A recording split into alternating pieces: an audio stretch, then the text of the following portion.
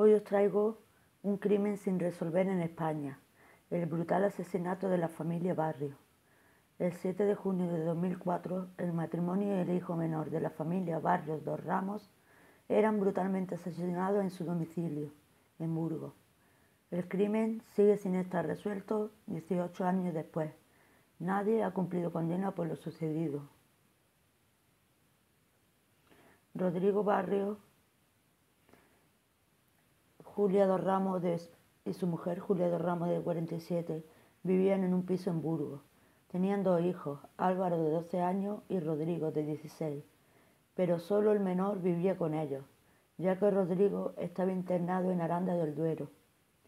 Normalmente pasaba los fines de semana y los periodos vacacionales en la casa familiar, pero ese verano el padre había decidido que siguiera internado.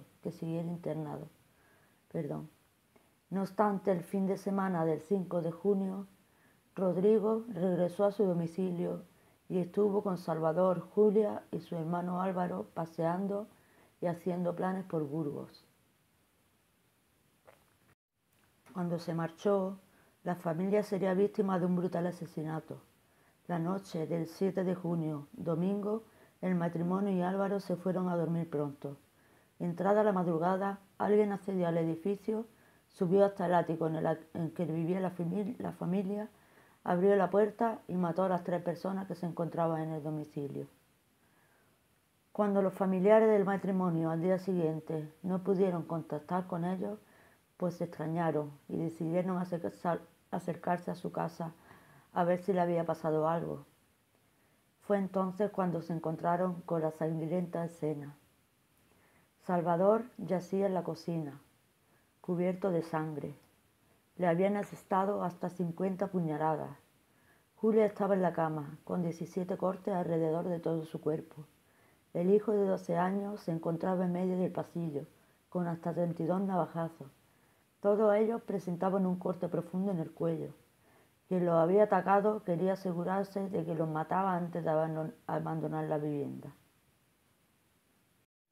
Hay mucha sangre, vengan, no sé qué ha pasado.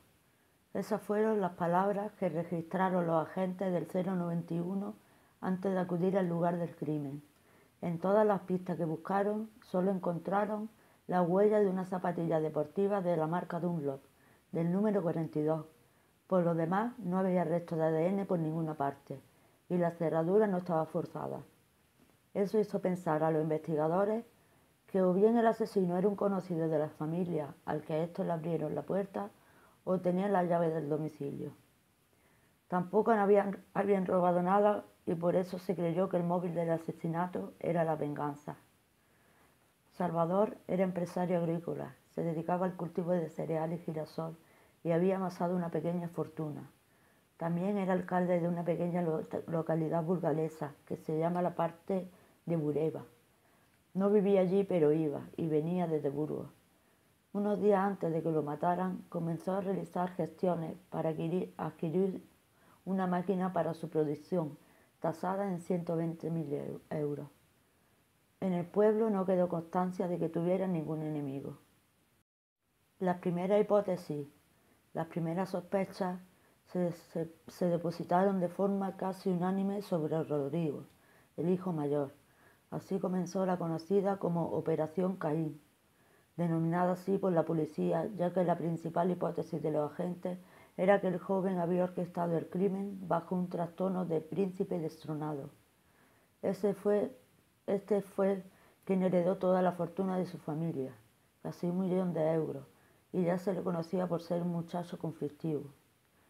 En un primer momento, y puesto que era menor cuando tuvo lugar la tragedia, Rodrigo se fue a vivir con sus tías maternas, pero luego serían ellas mismas quienes acabarían acusándolo del asesinato.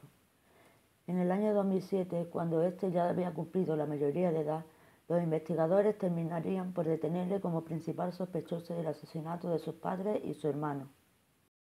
La segunda fue un anillo de su madre, del que no dio constancia tras el crimen y que Julia llevó en el cuello hasta el momento que fue asesinada. Por último, la policía localizó unos dibujos en el que aparecían varias personas aguillotinadas. Sin embargo, ninguna de las pruebas fueron consideradas suficientes por el juez para el procesamiento judicial. Tras su detención, pasó apenas una hora en el centro de menores, ya que tenía casi 20 años en ese momento, cuando sucedió el crimen en 2004.